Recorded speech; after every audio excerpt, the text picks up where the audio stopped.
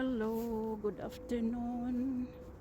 So ito na naman ang kapaligiran kong ipapakita sa inyo this afternoon. So ito, mayroong nakaparadang sasakyan na ayun pala ay hindi kay anak siguro yun anak yata yun ni Teresa, kasi yung sasakyan ay kay Teresa, hindi naman si Teresa ang nakaupo doon sa driver's seat. So ito na ngayon ang at least mayroon na akong mapaglalakaran dito, guys, kasi noong the last time na naipakita ko sa inyo ay punong-puno pa ng ice dito o snow, hindi pa nag-melt talaga. Ngayon kasi tumataas na rin ang temperature, ito nagme-melt na. So at least mayroon na akong lalakaran dito sa dati kong daan dito. Ito yung lagi kong dinadaanan kaysa kukuha ako ng taxi, mahal-mahal yun. So ito yun. So ingat-ingat lang, kasi kung hindi tayo mag-iingat dito, guys, ay sumabit ang ang cap ko sa mga sanga dyan sa ibabaw. Okay.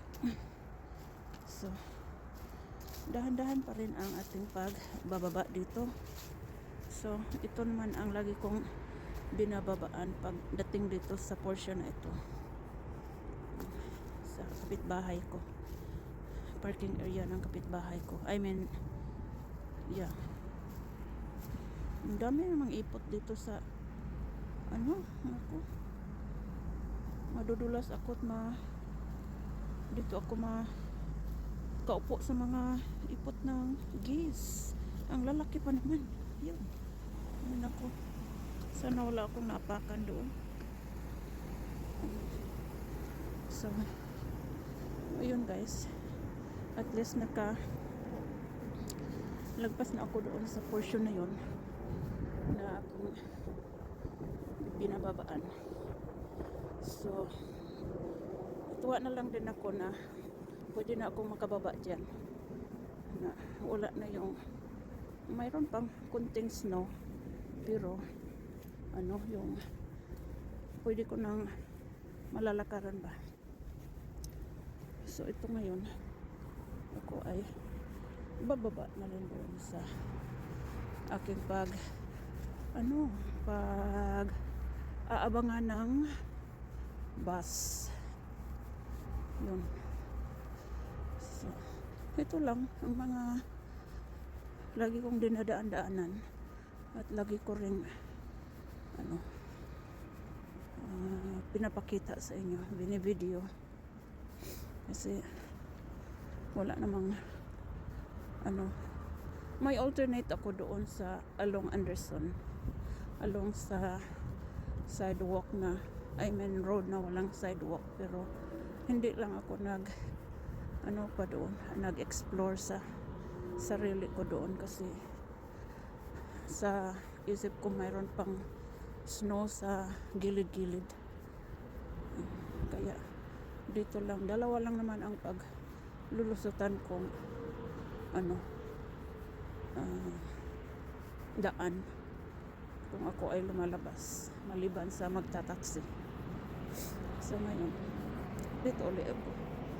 Yung mga ibang snow dyan hindi pa totally na melt talaga, kasi makapal pa sila kasi yung tatambakan sa yun, mga takot mo pinagtatambakan sa mga nagplow dyan sa may puno o gaya ng ganyan. Kaya sa mga corner-corner, sa gilid-gilid. Diyan lang naman nila tinatambak hanggat matutunaw. Ayun. So, ito pa rin ang aking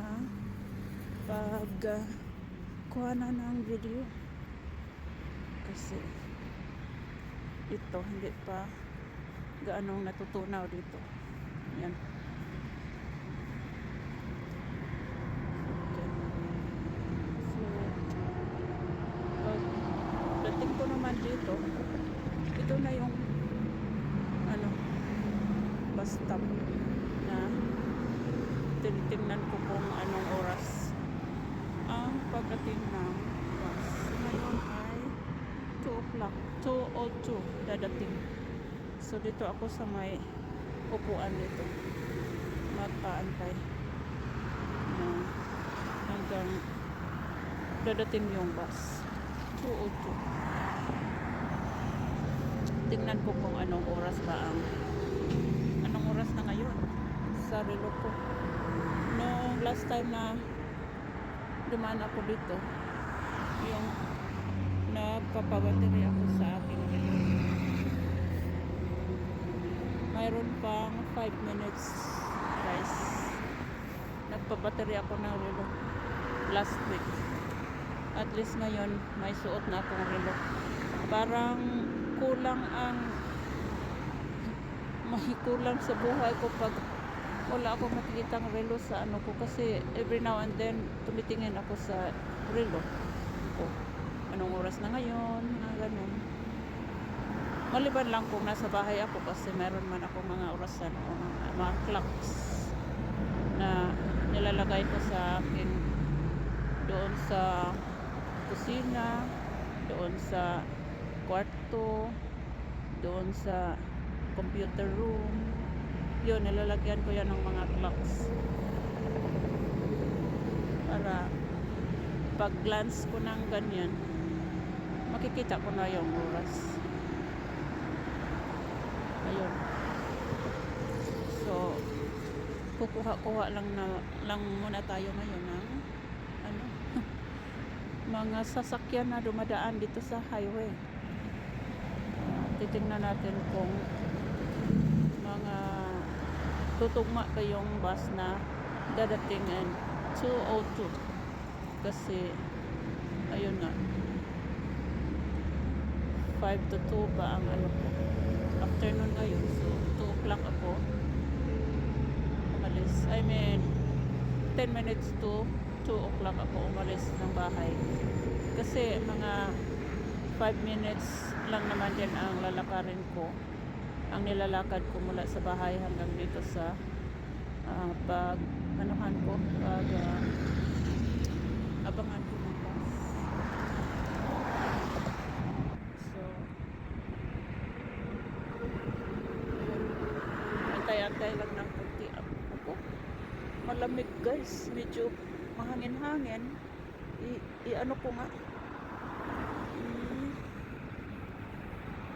itakip ko nga ang hood ko kasi pag mahangin, talaga mahangin na natin ang hangin sa ating katawan kung hindi tayo mag-bundle up.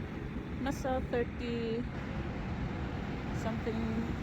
degrees Fahrenheit pa tayo ngayon, guys, dito sa aming area. Ano kaya itong ambulate na ito? Senior care ang sinabi. Okay, at re-arrive. Sige, guys, i-end ko lang muna dito ang aking pag-video. Antayan ko na lang, hindi ko na ipaabot na dadating yung bus, pero parating na yun. Sige, thank you for watching. Bye bye.